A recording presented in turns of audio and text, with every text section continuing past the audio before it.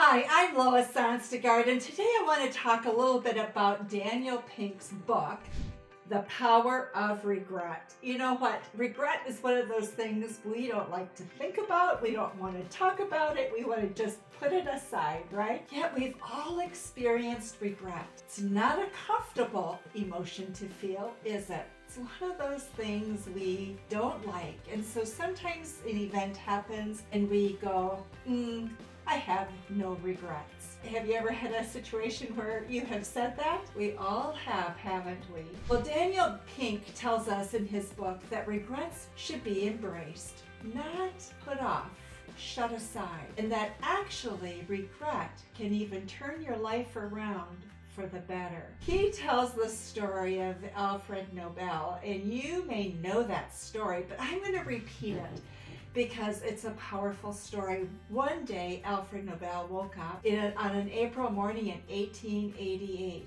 and he opened the newspaper to read his obituary. His obituary was printed in that paper that morning. The newspaper, you see, had mistaken his brother's death for his, and had then published this obituary. The obituary was scathing, calling him the merchant of death, condemning his invention of dynamite and other explosives that the paper claimed fueled destruction all over the world. And Alfred was depicted as a money-hungry, selfish, self-absorbed, immoral man who had used other people to get wealthy. Alfred didn't like what he saw, but rather than living in regret, he decided to learn from this and change his legacy.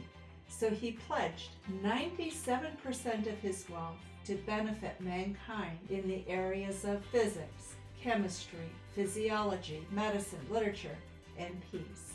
He created the Nobel Peace Prize. It was Alfred's encounter with this wrongfully published obituary of himself that spurred him to rethink his life. Pink tells us each of us has the opportunity to rethink our lives as we reflect and learn from our regrets. Regret is a common emotion. In fact, Pink tells us of a survey of 4,489 people across the United States, in which it was found that Americans are more likely to feel regret than they are to floss their teeth. So isn't that amazing? More likely to regret than to floss their teeth. Only 1% of Americans said they never look back on their lives and wished they had done things differently. 82% of people said that they at least occasionally felt regret, while 43% said they engage in regretful thinking frequently. So imagine, it's a fairly frequent experience, isn't it, as human beings? This happens, according to Pink,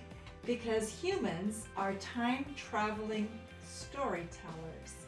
Our brains have the unique ability to revisit the past and invent alternative narratives that actually never existed. As humans, we have a choice. We can let unproductive regret paralyze us or catalyze us to something new and better. Regret actually has an important role in our emotional psyche. We have an array of emotions, a portfolio of emotions within each of us. Some of these emotions are positive, some are negative. Indeed, you want more positive emotions in your portfolio of emotions than you want of negative. But within that portfolio, you also want to be able to look at regret. Regret helps us learn, grow, achieve our full potential. Regret allows us to reflect and learn from the negative experience so we can be more proactive, productive in leading a purposeful and meaning-filled life. There are steps you can take to transform regret into a positive experience. You can undo it. Sounds simple to just erase it, but you can undo something by apologizing. Or for some things, it's not that you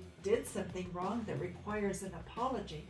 Maybe it's a regret about not having done something, like not having learned something. Well, you can always go back and learn it. 2, at least it. By that, he means you may regret attending medical school, for example, but at least you met your spouse there. So you at leasted it. If there had been no bad experience of having gone to medical school, you would have missed out on the good of having met your spouse. 3, you can analyze and strategize. And of the 3, this is the most important, Pink tells us. This is the step that leads to personal growth. Ask yourself, what lessons can I learn from my regret? When we recognize poor choices, we are propelled toward a more purposeful, productive future. The moral from all of this: invest in regret and you won't regret it.